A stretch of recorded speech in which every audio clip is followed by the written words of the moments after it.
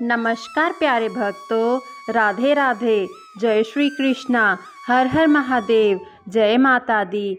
कन्या पूजन के दौरान यह ज़रूरी है कि हम कुछ खास बातों का ध्यान रखें ताकि माता रानी की कृपा हम पर सदैव बनी रहे। दोस्तों, कभी भी कन्याओं को ऐसी चीज़ें मत परोसो जो माता रानी को अप्रसन्न कर दें। इससे आपका व्रत पूर्ण नहीं माना जाएगा। इसके साथ ही हम यह भी जानेंगे कि नवरात्रि के दौरान अगर आपके घर में बोए गए जौ सूख जाएं तो इसका क्या अर्थ है और क्यों आपके घर में हरियाली का आगमन नहीं हो पाता, और सूखे जौ आखिर कौन सा संकेत देते हैं। इसके अलावा जो अखंड ज्योत पूरे नवरात्रि हमारे घर जलती रहती है उसकी बाती का क्या करना चाहिए, और वह कलश जिसके नीचे चावल रखे जाते हैं और ऊपर नारियल रखा जाता है, आखिर इसका क्या महत्व है और इसे नवरात्रि के बाद कैसे संभालें। साथ ही बचे हुए तेल का उचित उपयोग क्या है। अंत में हम आपको बताने जा रहे हैं कन्या पूजन का सही तरीका और कौन सा मुहूर्त आपके लिए सबसे शुभ रहेगा, ताकि माता रानी की कृपा आप पर सदैव बनी रहे। आपके जीवन में समृद्धि, शांति और सौभाग्य का वरदान प्राप्त करने के लिए इन पवित्र 9 दिनों में माता की पूजा पूरी विधि विधान से करें। दोस्तों, आज का वीडियो बहुत ही सुंदर है। आपको कहीं भी जाने की आवश्यकता नहीं पड़ेगी। समस्त जानकारी, नवरात्रों की पूरी जानकारी इस वीडियो में आपको मिलेगी। खासकर कन्या पूजन कैसे करें, सप्तमी कब है, अष्टमी कब है, नौवीं कब है, समस्त जानकारी इस वीडियो में हम आपको दे रहे हैं। दोस्तों, जो भक्त सच्चे दिल से माता रानी की पूजा आराधना करते हैं और उनकी भक्ति में लीन हो जाते हैं, माता रानी उनकी शक्ति भक्ति से उनकी पुकार अवश्य सुनती है। जो इच्छाएं आपके मन में होती हैं, माता रानी उन्हें सब कुछ देती है जो उन्हें चाहिए होता है। माता लक्ष्मी दोनों हाथों से धन की वर्षा करती हैं। माँ दुर्गा उसी पर अपनी कृपा दृष्टि बनाती हैं जो नवरात्रों में खास तौर पर माता की सेवा में लग जाता है। देखिए दोस्तों, माता की सेवा में आप बिल्कुल भी कंजूसी ना करें। दिल खोलकर माता रानी की सेवा करें। जितना हो सके माँ को प्रसन्न करने में लग जाएं। साल भर के इस त्यौहार में माता धरती पर आती हैं और उसी पर कृपा दृष्टि बनाती हैं। जो माता को सच्चे हृदय से प्रसन्न करता है उसे राजा बनाकर ही जाती हैं। फिर चाहे वह कोई भी हो, भिखारी हो या राजा, माँ की नज़रों में सबसे बड़ा होता है जिसकी भक्ति में प्रेम, आस्था और माँ के प्रति सच्ची लगन हो। इसलिए माँ की भक्ति में आनाकानी ना करें। दोस्तों, एक बार सच्चे हृदय में कमेंट बॉक्स में लिखें जय माता दी और हमारे चैनल को सब्सक्राइब करें। बेल आइकन ज़रूर दबाएं और कमेंट बॉक्स में अपनी राय भी दें। प्यारे दोस्तों, तो सबसे पहली बात, नवरात्रि में हम एक माटी के प्याले में जौ भरते हैं ताकि हमारे घर में सुख शांति बनी रहे और माता प्रसन्न हो जाए। जो जब हरे भरे हो जाते हैं तो घर में हरियाली आती है और सुख समृद्धि की प्राप्ति होती है। जब जौ हरे भरे होते हैं तो समस्त देवी देवता खुशियां मनाते हैं और घर की उन्नति के लिए कामनाएं करते हैं, आशीर्वाद देते हैं। हरे भरे जौ में साक्षात माता रानी अपने 9 स्वरूपों के साथ खेलती है और घर में सुखों की बारिश होती है और धन की वर्षा होती है। जिस घर में जौ के अंदर से हरियाली नहीं आती तो उस घर में पहले ही पता चल जाता है कि अब आपके घर में गरीबी आने वाली है और परेशानियां आने वाली हैं, क्योंकि आपने पूजा पाठ में कई ऐसी गलतियां कर दी होंगी जिसके कारण जौ में हरियाली नहीं आ पाई। देखिए, अब आपको बता दें, हैरानी वाली बात यह है कि बिना पानी के माटी में जो डालते ही उग जाते हैं, वह भी बिना देखभाल के हरियाली उनमें निकल आती है। जब हम कलश स्थापना करते हैं और जौ उगते हैं तो यह बहुत ही सोचने समझने वाली बात है कि आपकी देखरेख में जबकि आपने पानी बराबर डाला, परिवार ने अच्छे से देखरेख की, फिर भी ऐसा होने के बावजूद जब उसमें जौ ना उगे और हरियाली ना निकले तो समझ ले साक्षात माता रानी आपसे नाराज़ हैं, क्रोधित हो चुकी हैं। माता रानी अपनी संतान को सदैव माफ़ कर देती हैं। आप सच्चे हृदय से माता रानी से माफ़ी मांग लें। माता रानी करुणामय हैं और अपने भक्तों को, अपने बेटों को वह सदैव माफ़ करती हैं।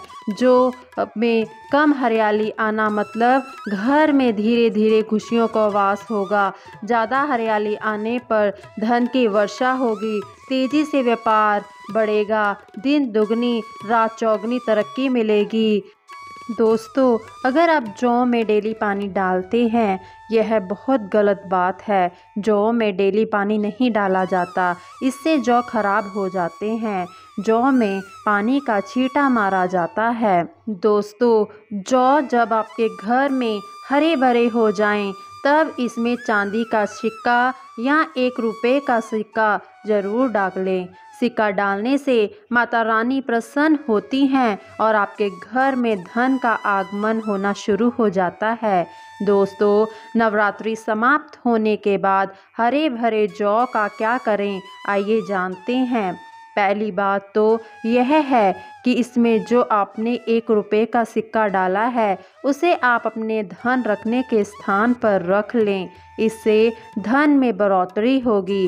दोस्तों, और अंत में नवरात्रि समाप्त होने के बाद इन जौ में से थोड़े पत्ते माता रानी के प्रसाद के रूप में पूरे परिवार को खिलाएं।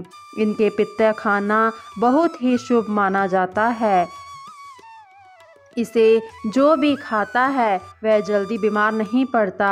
बाकी बचे जौ को आप गंगा में विसर्जित कर दें या नदी की धारा में छोड़ दें। इससे आपका व्रत संपूर्ण और सफल हो जाएगा। दोस्तों, कई लोग अपने घर में अखंड जोत जलाते हैं और जो बाती होती है तथा तेल बाती, उसे कई लोग इधर उधर फेंक देते हैं या अपने घर में संभाल कर रख लेते हैं या फिर पानी में डाल देते हैं, जो कि दोस्तों बहुत गलत बात है। इससे आपको कोई फ़ायदा नहीं होगा। जो अखंड ज्योत होती है उसे आप मामूली ना समझें। यह बुझने के बाद भी जागृत अवस्था में होती है। इसमें साक्षात माँ दुर्गा का वास होता है। यह चैतन्य अवस्था में होती है, जागृत होती है। दोस्तों, नवरात्रि समाप्त होने के बाद इसके बचे हुए तेल को आप बच्चों की मालिश करने के लिए रखें और आप भी इससे मालिश करें। इससे आपकी सभी बीमारियां दूर हो जाएंगी और आपके ऊपर पॉजिटिविटी का संचार होगा। दोस्तों, नवरात्रि में जब कलश स्थापना की जाती है तो कलश के नीचे चावल ज़रूर रखे जाते हैं और कलश के ऊपर एक नारियल भी रखा जाता है। ऐसे में हम इन दोनों चीज़ों का क्या करें, आइए जानते हैं। सबसे पहली बात, कलश के ऊपर जो नारियल होता है उसे आप कन्या पूजन में तोड़कर कन्याओं को बांट दें और आप भी माता रानी के प्रसाद के स्वरूप में खा लें। आप चाहें तो नारियल साबुत ही गंगा में विसर्जित कर दें। दोस्तों, और जो कलश के नीचे चावल रखे जाते हैं उन्हें आप थोड़ी हल्दी में पीला करके एक लाल कपड़े में बांधकर अपने धन रखने के स्थान पर रख लें या अपने पर्स में रख सकते हैं। इससे तेजी से धन बढ़ता है, माता लक्ष्मी की कृपा प्राप्ति होती है। और बाकी चावल आप पक्षियों को डाल दें या गंगा में विसर्जित कर सकते हैं। ऐसा करने से नवरात्रि का संपूर्ण फल प्राप्त होता है और व्रत रखने का फल शीघ्र ही मिलता है।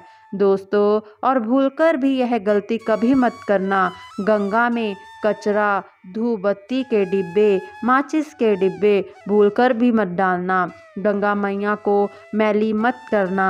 सड़े गले फूल गंगा में नहीं डालने चाहिए। इससे उल्टा व्यक्ति नरक में चला जाता है और परिवार में गरीबी का वास हो जाता है।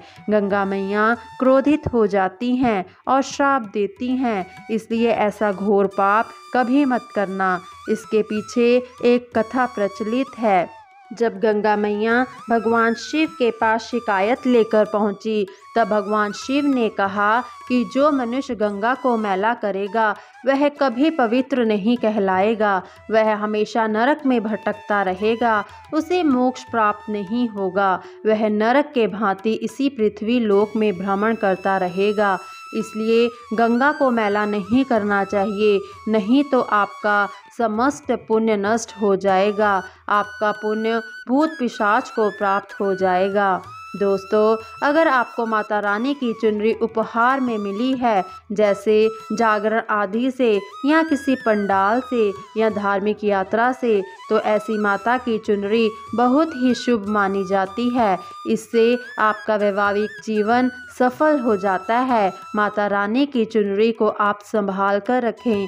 इसे आप करवा चौथ पर, वट सावित्री व्रत पर, किसी भी पर्व पर, त्योहार में अवश्य पहने। इस माता रानी का आशीर्वाद होता है जो आपको प्राप्त हुआ होता है। ऐसी चुनरी सदैव संभाल कर रखें, क्योंकि दोस्तों माता रानी की चुनरी जागृत अवस्था में होती है। इसे कोई मामूली बात ना समझे। नवरात्रों में चाहें कुछ भी कर लेना, लेकिन यह कार्य ज़रूर करना। बिना पूजा पाठ के ही सारा फल मिल जाता है। आप चाहें कुछ करें या ना करें, लेकिन नवरात्रों में यह एक काम ज़रूर कर लेना। माता रानी खुद आपके घर में चल कर आएगी। स्कंद पुराण में लिखा है और देवी पुराण में भी इसका वर्णन मिलता है। माता रानी जितना पूजा पाठ से प्रसन्न होती हैं, उससे कई ज़्यादा कन्याओं को भोजन कराने से खुश होती हैं, क्योंकि कन्याओं को देवी का स्वरूप माना जाता है। और जो कन्या होती है नवरात्रि के समय में, यह साक्षात नवदुर्गा का स्वरूप मानी जाती हैं। नवरात्रि के दौरान आपको एक पुष्प का पौधा ज़रूर लगाना चाहिए। हमारे धर्मशास्त्रों में कहा गया है कि अगर कोई व्यक्ति मंदिर के पास सफ़ेद मदार का पौधा लगाता है और उसका फूल शिव मंदिर में चढ़ाता है, तो उसे स्वर्ण दान के बराबर पुण्य की प्राप्ति होती है। मंदार का पौधा लगाने से जो फूल खिलते हैं, उन्हें देवी देवताओं को चढ़ाने से पुण्य मिलता है। जो व्यक्ति फूल चढ़ा रहा है उसे आधा पुण्य मिलता है और आधा पुण्य पौधा लगाने वाले को मिलता है। नवरात्रि के समय अगर आप मंदार का पौधा शिव मंदिर या माता रानी के मंदिर के पास लगाते हैं, तो आपको अक्षय पुण्य की प्राप्ति होती है। इसमें किसी व्रत या पूजा पाठ की आवश्यकता नहीं होती, सिर्फ फूलों का पौधा लगाना होता है। इस श्रेणी में मंदार, सदाबहार और कनेर के पौधे आते हैं, जो हमेशा फूलते रहते हैं। कनेर के पौधे को माता पार्वती का स्वरूप माना गया है। सफ़ेद कनेर का पौधा लगाना अति उत्तम होता है और इससे माता रानी प्रसन्न होती हैं, जिससे गोदान के बराबर फल प्राप्त होता है। इसी तरह गुड़हल का पौधा देवी मंदिर के पास लगाने से माता रानी का आशीर्वाद मिलता है।